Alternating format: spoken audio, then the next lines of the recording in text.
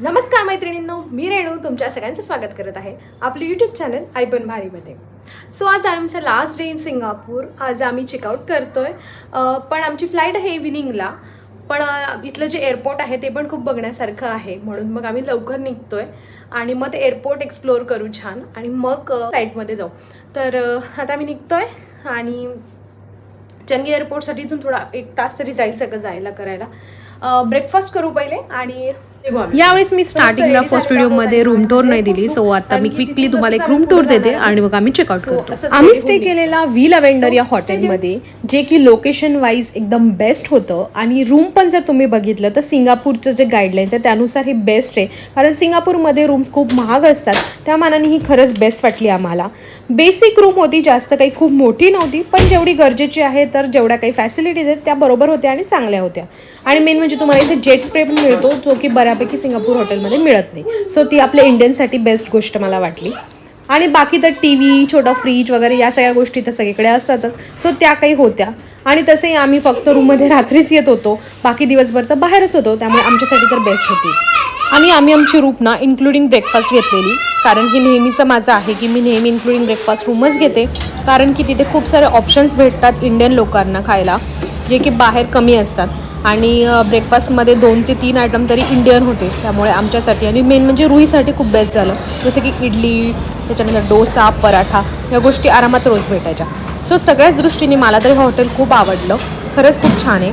आणि सगळ्यात चांगली गोष्टी जर या हॉटेलची काही असेल तर ती म्हणजे हे जे आहे ते MRT पासून फक्त आणि फक्त 40 मीटर्सच्या अंतरावर आहे. म्हणजे ह्या हॉटेलच्या खालीच तुम्हाला लगेच MRT स्टेशन मिळेल. जसं की तुम्ही बघू शकता, आम्ही लगेच पोहोचलो MRT स्टेशनला.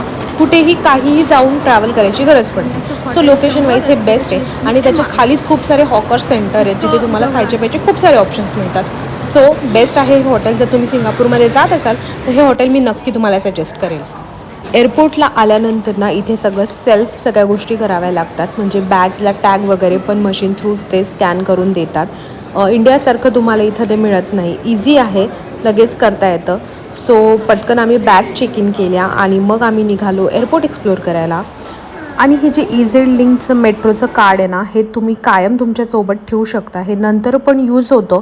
सो तुमच्या त्याच्यात जर बॅलन्स असेल तरी ते तसंच राहू देऊ शकता किंवा तुम्ही ते रिफंड पण करू शकता. पण आम्ही ते तसंच ठेवणं प्रिफर केलं, म्हणजे जेव्हा पुन्हा कधी जरी आम्ही गेलो तरी ते कार्ड परत कॅश टाकून परत यूज करता येतं.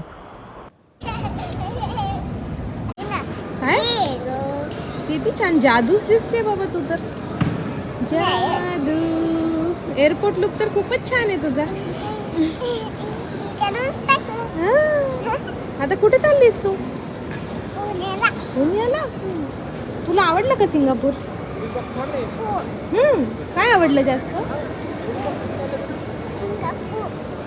सिंगापूरमध्ये सगळ्यात जास्त काय आवडलं? सिंह. सिंह काय करत होता? पाणी टाकत होता.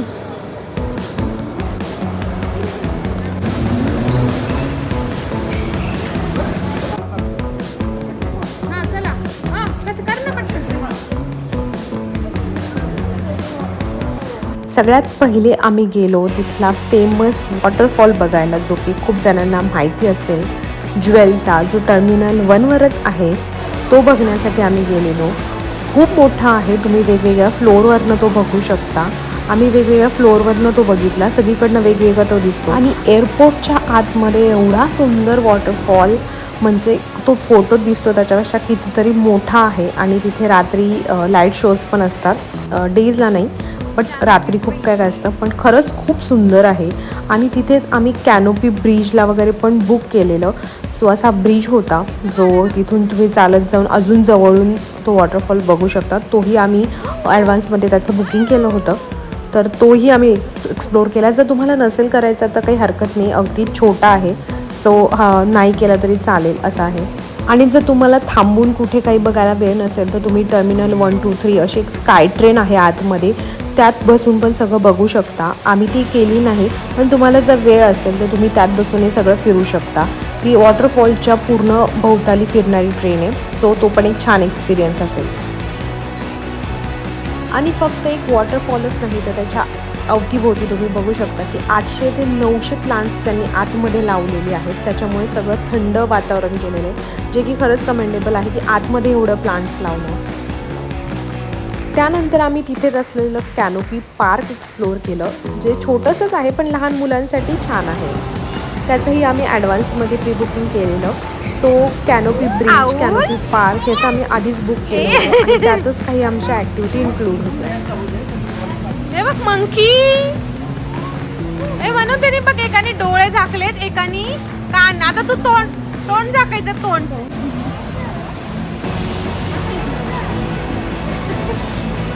सो जेव्हा पण तुम्ही एअरपोर्टला याल तेव्हा वेळ काढून या, म्हणजे 2 ते 3 तास तरी आधी तुम्ही या, म्हणजे तुम्हाला एअरपोर्ट सगळं बघता येईल. खरं तर ते इतकं मोठं आहे ना की तुम्हाला 2 ते 3 तासात सुद्धा ते नाही बघू होत, एवढं मोठं आहे. पण जेवढं पॉसिबल होईल तेवढं तुम्ही बघू शकता.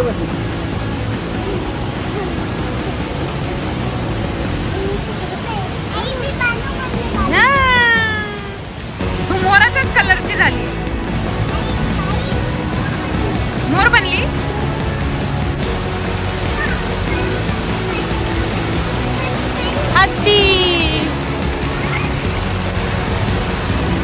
कॅनोपी पार्कमध्येच आतमध्ये वेगवेगळ्या ॲक्टिव्हिटीज आहेत, जसं की हे डिस्कवरी स्लाईड्स. लहानांसाठी देखील आणि मोठ्यांसाठी देखील तिथं स्लाईड आहेत, ते तुम्ही एन्जॉय करू शकता. आणि सगळ्यात मेन म्हणजे तिथे छान गोष्ट ही आहे की टॉप मोस्ट लेवलला असल्यामुळे तिथून जो वॉटरफॉल आहे तो पूर्ण दिसतो आणि इतका सुंदर व्ह्यू दिसतो, जेवढा कुठूनच दुसरीकडून दिसत नाही. यात तुम्ही बघू शकता की स्काय ट्रेन पण दोन्ही दिसतात येताना. सो असा काहीसा व्ह्यू तिथून दिसतो, जिथे फोटो सेशन करायला खरंच खूप छान आहे. आणि पेड असल्यामुळे ना तिथे गर्दीही कमी असते.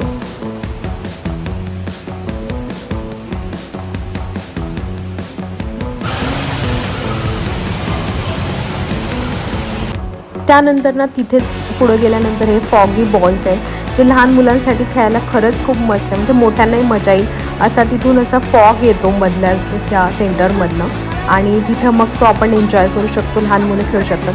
पण रुई थोडीशी घाबरलेली, त्यामुळे ती त्यात जात नव्हती. तो फॉग गेल्यानंतर ती त्यात जाऊन एन्जॉय करत होती.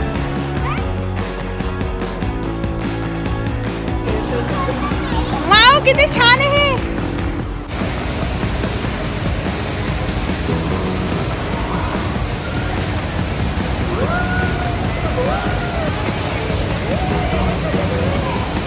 त्यानंतर तिथेच पुढं होतं बाउन्सिंग नेट, जे मोठ्यांना पण अलाउड आहे वर जाणं, लहानांपासून मोठ्यांपर्यंत. पण रुईच्या एजला ते अलाउड नव्हतं, कारण की त्या नेटमधनं तिचा पाय खाली येऊ शकत होता. म्हणून मग आम्ही दोघेही तिथे गेलो नाही. पण तुम्ही जर कोणी तुमच्यासोबत असेल मोठं तर नक्की तिथे जाऊन एन्जॉय करू शकता. आणि तिथे अजूनच पुढं गेलं तर पेटल गार्डन आहे, जिथे खूप सारे प्लांट्स आणि फ्लॉवर्स आहेत, जसं की आम्ही गार्डन्स बाय द वेला पाहिलं होतं. अगदी तसंच काहीसं छोट्या स्वरूपात तिथं आहे. सो जर गार्डन्स बाय द वे बघितलं नसेल किंवा फक्त एअरपोर्टलाच तुमचं जर लेओव्हर वगैरे असेल तर तुम्ही हे बघायला जाऊ शकता. खरंच खूप छान आहे. त्यानंतर आम्ही खाली गेलो वॉटरफॉलच्या एकदम बेसमेंटला. सो प्रत्येक फ्लोअरला वेगवेगळा व्ह्यू आहे. जसं की मी म्हटलं तसं हा सगळ्यात ग्राउंड लेवलचा व्ह्यू होता आणि तिथंही वेगवेगळ्या गोष्टी त्यांनी अरेंज केल्या होत्या, जे की लहान मुलांना बघण्यासाठी खरंच खूप छान आहेत. आणि प्रत्येक ठिकाणून त्यांचा जो वॉटरफॉलचा व्ह्यू आहे ना तो खरंच एकदम वेगवेगळा दिसतो. सो आमच्याकडे थोडा वेळ होता म्हणून बघ आम्ही प्रत्येक फ्लोअरला म्हणजे तिथेच थोडं थोडं खाली खाली जात जात बघायला होतं. पण आम्ही जाऊन बघितलं, कारण की तिथून खरंच खूप छान दिसत होतं. जो वरून व्ह्यू दिसत होता तो वेगळा होता आणि खालचा जो आहे ना असं वाटत होतं की आपल्या स्वतःच्या अंगावर पाणी पडतं, इतकं जवळून इतका मोठा बघायला मिळालं. सो तिथे गेला तर हा पण व्ह्यू नक्की ट्राय करा. आणि लहान मुलांना खेळण्यासाठी ना तिथे इतक्या साऱ्या ॲक्टिव्हिटीज आहेत की थोड्या थोड्या अंतरावरून तुम्हाला थोडंसं गार्डन, थोडा प्ले एरिया हे सगळं दिसतच राहील. सो आणि तिथे प्रत्येक ठिकाणी वेगवेगळ्या गोष्टी आहेत, त्यामुळे लहान मुलं तर इतकी जास्त रमतात. रुही तिथून निघायचं नावच घेत नव्हती, एवढ्या सगळ्या गोष्टी तिला तिथे करायला मिळत होते.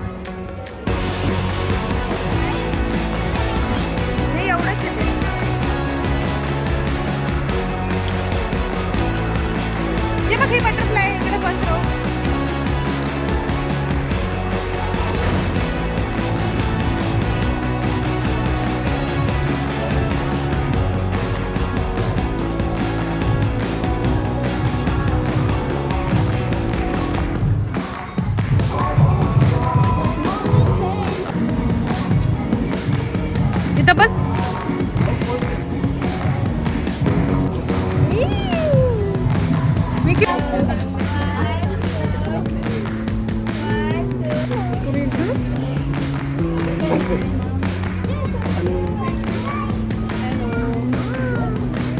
त्याला फोटो काढा.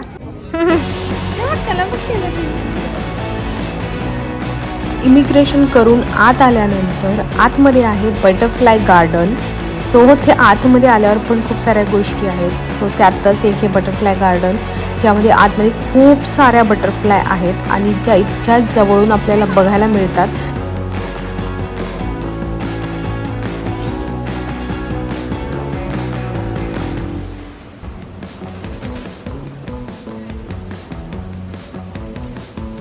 जवळून बघायला मिळतात.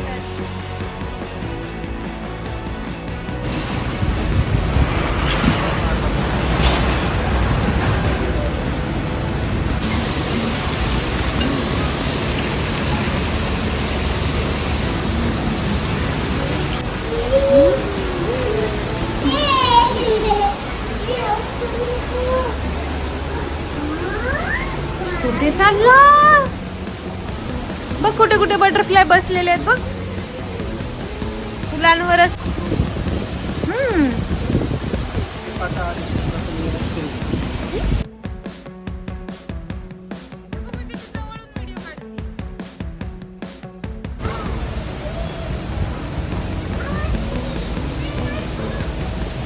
ॲक्च्युली या एअरपोर्टवर ना इतक्या गोष्टी करायला आहेत. फ्री पण आहेत, काही पेड पण आहेत. जे आम्ही 2-3 होत्या ॲक्टिव्हिटीज त्या पेड होत्या, त्या पण केल्या. आणि हे बटरफ्लाय गार्डन वगैरे आहे ते फ्री आहे. अजून टर्मिनल 2वर वेगळ्या गोष्टी आहेत, 1वर वेगळ्या गोष्टी आहेत. बेसिक जेवढं होतील तेवढं आम्ही केल्या. आम्ही टर्मिनल 3वर आहे, इथून आमची फ्लाईट आहे, त्यामुळे आम्ही बाकीच्या टर्मिनलवर नाही गेलो, कारण तेवढा वेळ पण नव्हता आणि पॉसिबल नसतं झालं इकडून तिकडून. स्काय ट्रेन आहे, खूप गोष्टी आहेत. सो तुमच्याकडे वेळ असेल ना तर तुम्ही खूप लवकर या इथे म्हणजे एअरपोर्टवर, आणि मग तुम्ही सगळं फिरू शकता. आणि यांचं तर सेल्फ चेक इन लवकर पण होऊन जातं, त्यामुळे बॅग पण सगळे जातात आणि मग तुम्ही फिरू शकता आरामात पाहिजे तेवढा वेळ इथे. सो आता आम्ही फिरतो इकडे तिकडं. अजून 2 तास आहेत आमच्या फ्लाईटला. इमिग्रेशन झालं आहे, सगळं झालं आहे आमचं. आणि इमिग्रेशन झाल्यानंतर तुम्ही हे बटरफ्लाय गार्डन वगैरे फिरू शकता.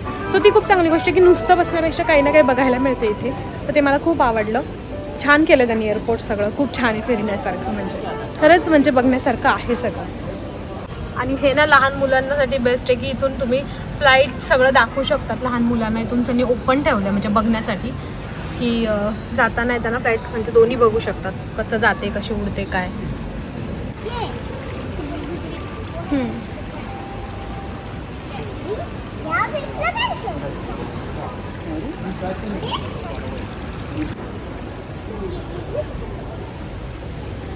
बघ कशी आली बघ. ती आली आणि ही चालली.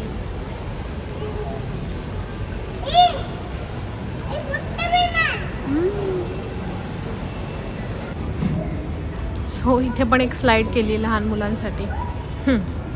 खूप. आणि ही आमचीच फ्लाईट दिसतीये सिंगापूर एअरलाईनची, जी आली आहे. सो पहिल्यांदा असं पाहिलं की फ्लाईट येताना पण.